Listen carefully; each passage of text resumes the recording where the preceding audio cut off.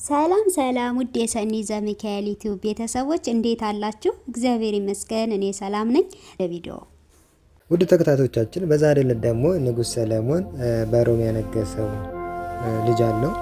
ስለዚህ ልጅ ስሙ ማን እንደሚባል የሰራቸው አስገራሚ ነገሮች አሉ። ከሰራቸው አስገራሚ ነገሮች መካከል ልክ እንደ ንጉሥ ሰለሞን ጥበበኛና ፍርድን የሚያውቅ እንደሆነ እንረዳለን። ከዚህ በፊት እንግዲህ በተከታታይ ያየናቸው ስለ አርዌ ንጉሥ፣ ስለ ንግሥተ ሳባ እና ስለ ቀዳማዊ ምኒልክ ተመልክተናል። በዛሬው ደግሞ ቀጣዩን ክፍል እንመለከታለን። እንግዲህ ንጉሥ ሰለሞን አርዳሜስ የሚባል ልጅ እንዳለውና ይህንንም ልጅ አንግሶ ወደ ሮም እንደላከውና በሮም እንዳነገሰው ታሪከ ነገሥት ያወራል።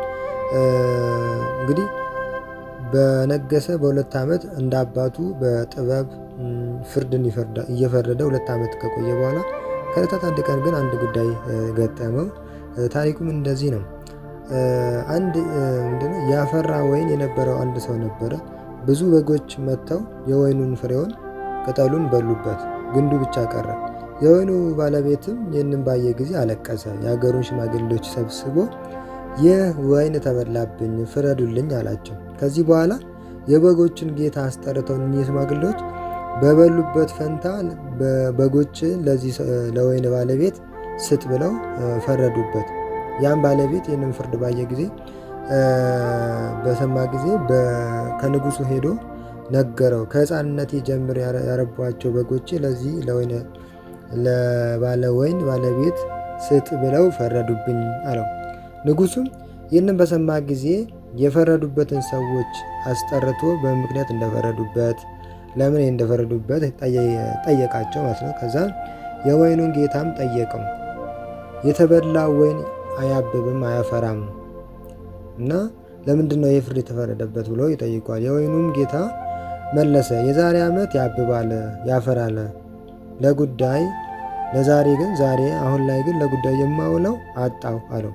ስለዚህም ንጉሱ እንዲህ ብሎ ፈረደበት። ወይንን የበሉ በጎች ፍሬህን በልተው እንደሆነ ግልገሎቻቸውን ውሰድ፣ ቅጠሉን በልተው እንደሆነ ጠጉራቸውን ውሰድ ተቀበል። የቀሩትን የበጎች ግን ጌታው ይውሰድ አትንካበት ብሎ ፈረደለት ይላል ታሪኩና እንግዲህ እንዲህ ማለቱ ያው ሀረጉ ወይም ደግሞ ስሩ ስለቀረ ነው እንግዲህ ይህንን የተናገረው። ምክንያቱም ሀረጉን ወይ ደግሞ ስሩን በልተውት ቢሆን ኖሮ በጎቹን ውሰድ ይለው ነበረ። ግን ቅጠሉን በልተው እንደሆነ ጸጉራቸውን፣ ፍሬህን በልተው ከሆነ ደግሞ ልጆቻቸውን ውደድ ብሎ በቅንነት ፈረደለት ማለት ነው። እንግዲህ የሮም ሰዎችም ይህንን በሰሙ ጊዜ እጅግ አከበሩት። በእውነት የሰለሞን ልጅ ነው አሉ።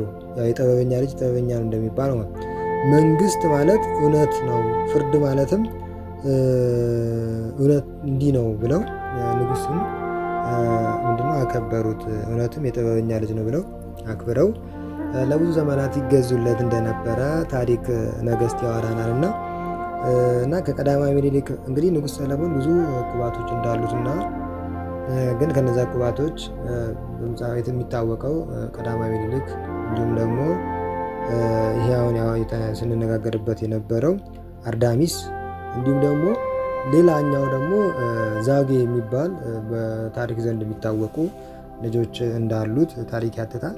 እንግዲህ በቀጣይ በሌላ እንግዲህ ተመሳሳይ ታሪክ እስከምንገናኝ ቸር ቆዩልኝ።